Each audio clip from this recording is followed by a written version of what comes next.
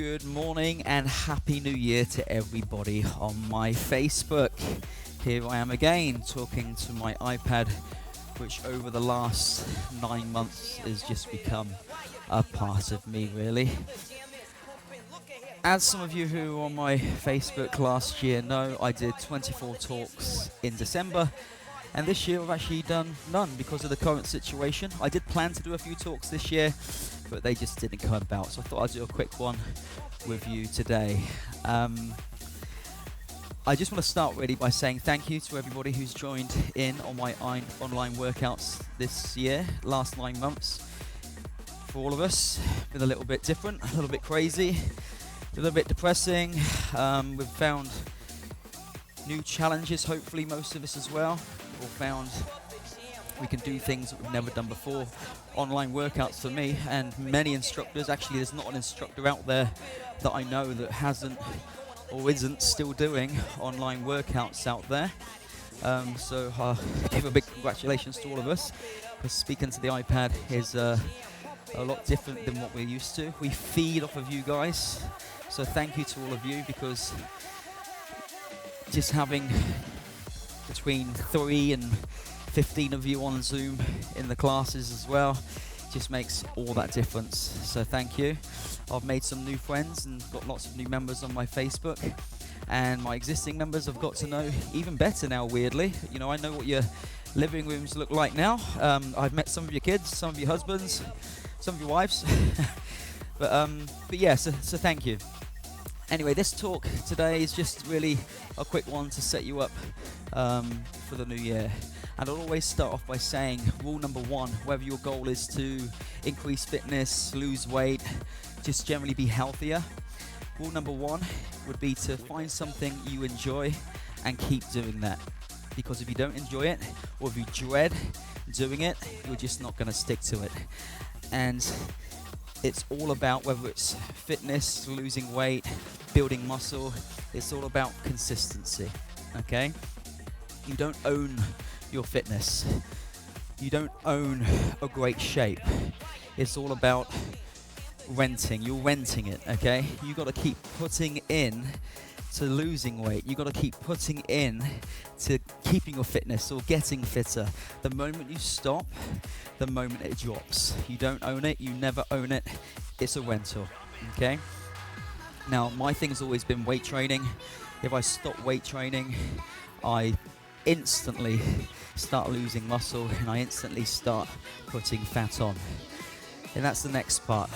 No matter how much exercise you're doing, whether it's sitting on this evil thing for a few hours, whether it's running out on the road, swimming in the lake, lifting weights, if your diet is not right, you will not lose any weight. And I'm talking about this just because we're hitting into January, and this is normally the biggest goal personal trainers have to set out there for people, because it's January. It's just one of those kind of traditional things. And again, I said it in one of my talks last year, it's all about being in a calorie deficit, and it's all about being in a consistent calorie deficit. If you're eating more calories than you're burning off in a day, you're going to be putting on weight. If you're eating the same amount that you're burning off in a day, you're just going to maintain your weight. So you have to make sure you're eating less calories than you're burning off in a day, or you just won't lose any weight. Okay, so if your goal is weight loss, make sure you look at your diet, and you have to be consistent with it. You can't. I heard a guy talk a few years ago saying how you can't just brush your teeth once. Okay, you have to brush your teeth twice a day, every day, okay? There's so many other analogies out there, but it's the same with fitness.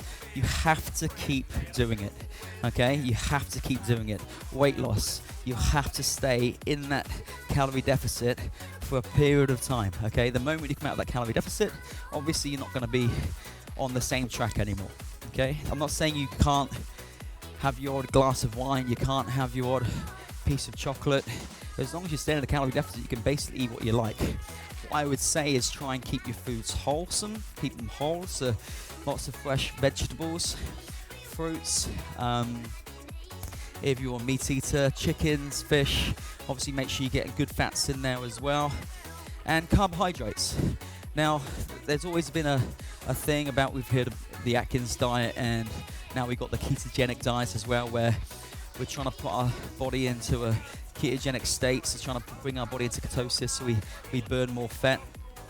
If that works for you, it works for you. But again, you still need to be in a calorie deficit. Then you've got the intermittent fasting diet, where you don't eat for 16 hours and then you eat for 8 hours. But again, if you're eating more calories in those 8 hours than you would burn off in a day, you're still not going to be losing any weight. But again, if that works for you, it works for you. Fantastic. That's for you.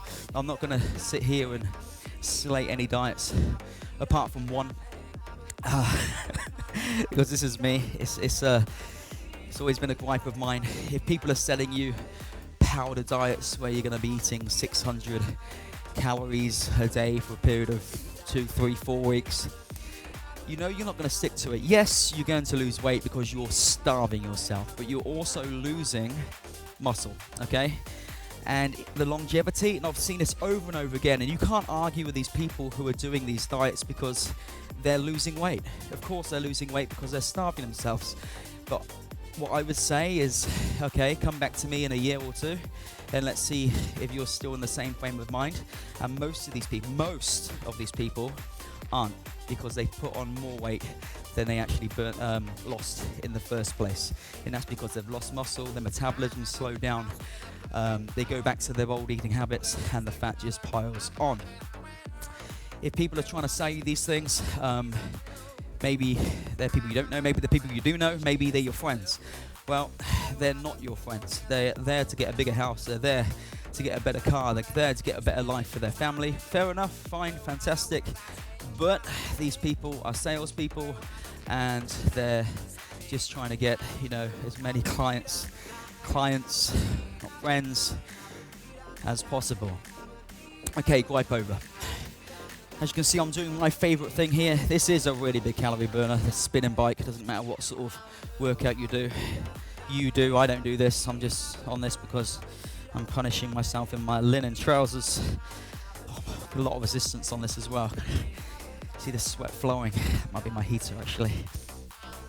But yeah, if I was to set myself a challenge this year, it definitely wouldn't be this thing. And that's because I would dread doing it, okay? Like I just said, you cannot dread getting up in the morning or coming home from work in the evening and doing something, doing a workout, because you just won't stick to it. You have to find something you enjoy. You have to keep doing it consistently, okay? So the challenge for myself this year is nothing to do with fitness. It's just to be a bit more positive, see the positive in things. Actually, watched a film last night, the New Mutants it was called. I'm a big Marvel and X-Men fan, and it was a new film. Very low budget for a Marvel film actually, but it had a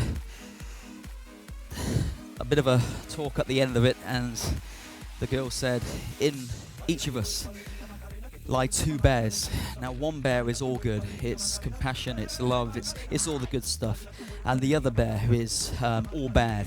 It's jealousy, it's defiance, it's evil, it's all bad. And the question was, which bear wins?